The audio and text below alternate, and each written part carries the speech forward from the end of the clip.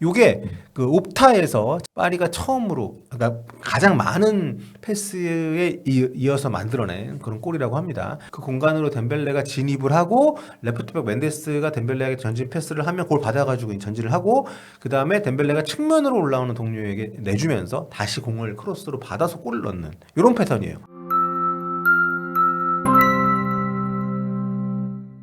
안녕하세요. 볼로TV 상욱입니다. 이강인 선수가 결장한 파리 생제르맹이 아스날 런던 원정에 가서 1대0 승리를 거뒀습니다.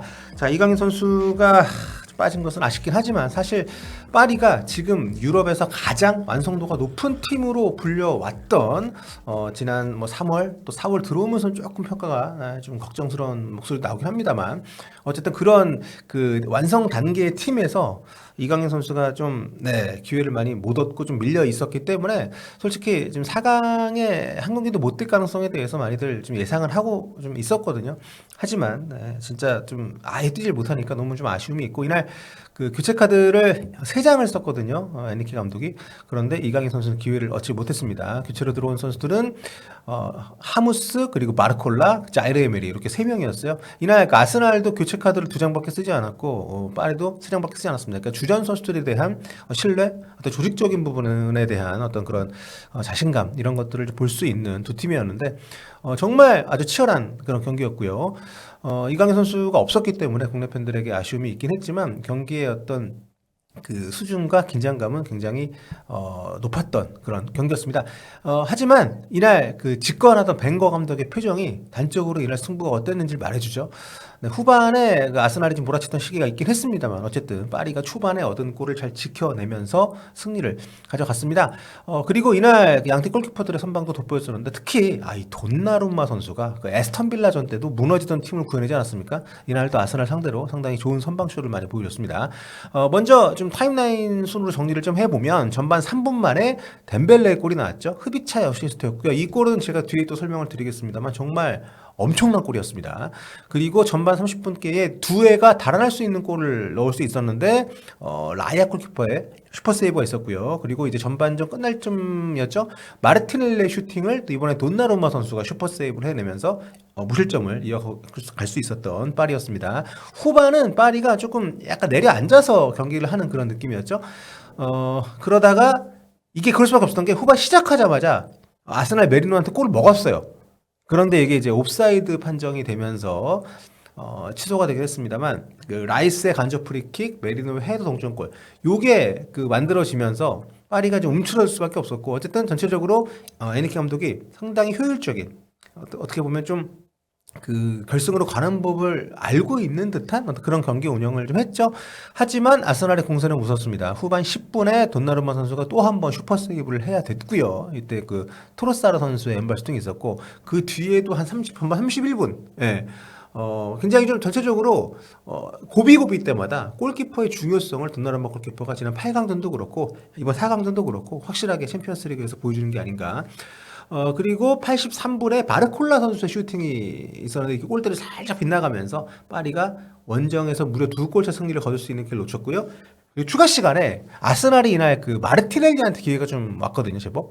근데 마지막 슈팅 기회에서 이 홈런을 때리면서 경기가 1대0으로 마무리가 됐습니다. 자, 이날 골을 넣은 덴벨레 선수 2025년 들어서만 공격 포인트가 벌써 30개째입니다. 넉 달 동안. 이게 유럽 통틀어 최다라고 하고요. 그리고 덴벨레 선수가 만들었던 이 골, 제가 나중에 설명해드리겠다고 했던 이 골, 요게 왜 그러냐면, 파리가 이 골을 넣기 전에 66초 동안 볼을 소유를 했고요. 그리고 26번 패스를 해서 그 뒤에 골을 넣습니다.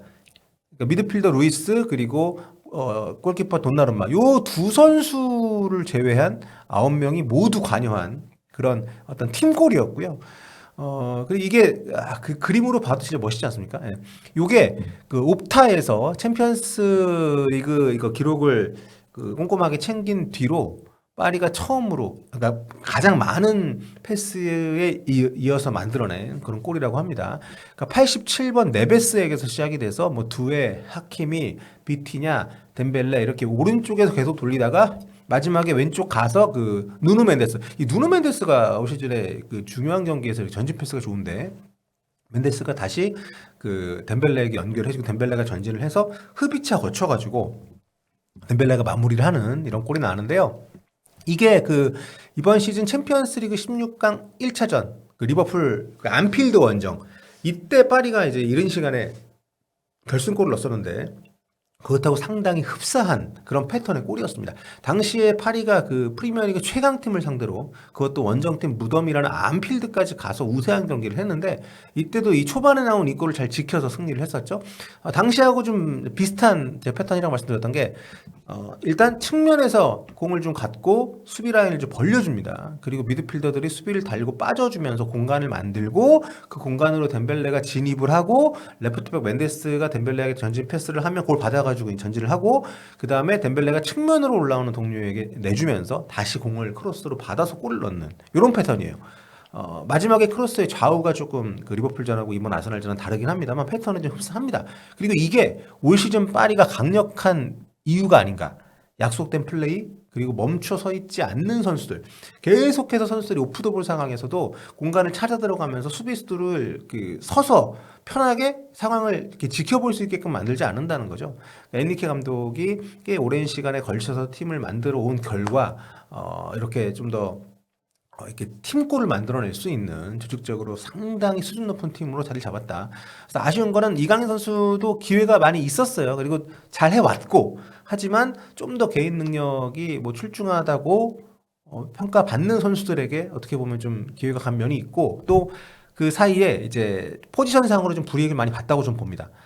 제가 뭐 개인 능력에 대해서 뭐 얘기했지만 이강인 선수가 그렇다고 뭐 두에라든가 이런 선수들하고 비교를 했을 때 그렇게 네 모르겠습니다. 저는 처진다고 보진 않거든요. 예, 뭐 스피드나 아니면은 뭐 골을 만들어내는 부분에 있어가지고 차이가 있는 스타일의 어떤 그 차이인 것이지 덴벨레가 중앙으로 이동을 하고 흐비차가 왼쪽 윙어로 확고하게 자리를 잡게 되면서 아무래도 경쟁할 수 있는 그런 영역이 좀 사라지는 사이에 팀이 좀 완성도가 갖춰지면서 아무래도 출전 기회는 좀 많이 놓치고 있는데 그래도 계속 준비를 해놔야 되고 또 리그에서 나올 때마다 여전히 좋은 모습 보여주고 있으니까요.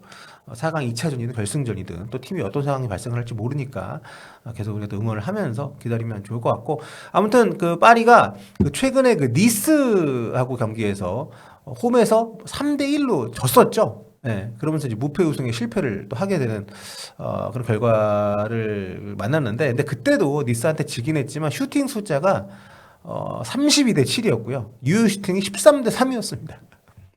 그러니까 뭐 경기 뭐 매듭을 잘 못 짓는 그런 아쉬움이 좀 있었고 뭐 하긴 하지만 그 주전 선수들이 다 나왔는데 뭐 그렇다 하더라도 여전히 이 팀의 퀄리티는 큰 경기에서 계속 확인이 되고 있다는 점에서 팀이 완성도 높게 만들어졌다는 것에 대해서는 우리가 토리를 할 수는 없을 것 같고요. 아무튼 덴벨레 같은 경우에도 5경기 득점이 좀 없었기 때문에 팀의 이런 상황하고 맞물려서 파리도 이제 그 PSG도 좀 더 일찍 하이를 치고 요즘 좀 부진한 게 아니냐. 왜냐하면 낭떠원전 가서도 비겼었기 때문에 좀 그런 어떤 우려를 말끔하게 씻어내는 이번 아스날 원정 승리였고요. 이제 다음 주에는 홈에서 경기를 합니다. 그 사이에 스트라스부르 원정 리그 경기 있는데 이때는 로테이션 돌리지 않을까요? 예.